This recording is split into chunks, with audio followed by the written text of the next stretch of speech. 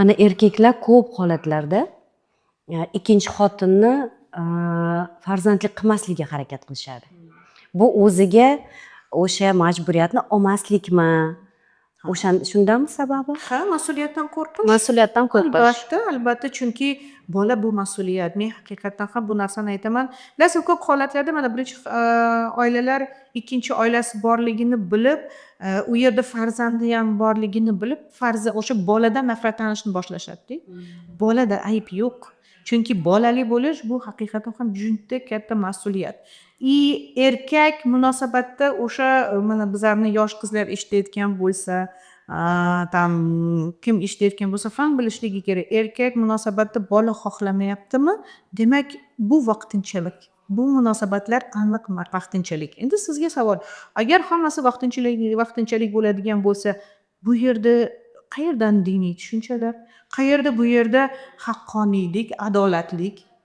Ular yo'q. Chunki erkakni ildizidagi niyati bu vaqtinchalik, bu esa nafs.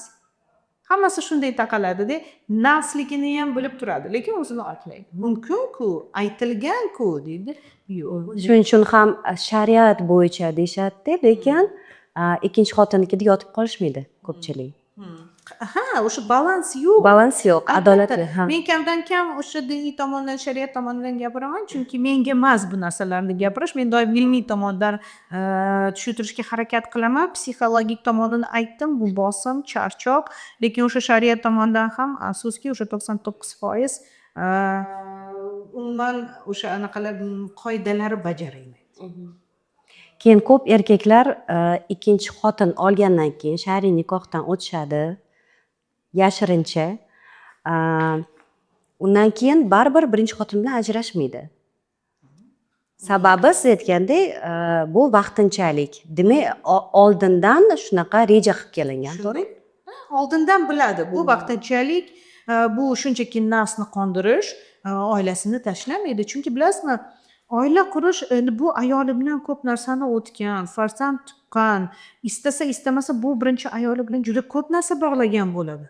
Ko'p holatlarda mana bekordan ham aytmaymiz, omadli erkakni orqasida ayol turadi. Ya'ni uni qo'llab-quvvatlovchi, uni hali hech kim bo'lmagan paytda unga ishongan, unga duo qilgan erkaklar tushunishadi bu narsani. Shuning uchun ham bu ayollarini hurmat qilishadi. Ha, tushunib turadi.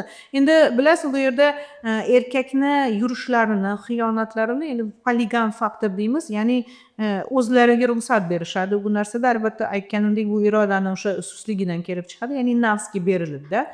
Lekin nima bo'lganda ham ayolini qadrlaydi. Ayoliga hamma narsa qilib qo'ygan, ayolini tashlab ketish niyati ham yo'q. Tashlab ketish bu bilasizmi, oilada o'ta nafratli munosabatlar bo'lsa, chiqib ketish kerak. Bu fakt.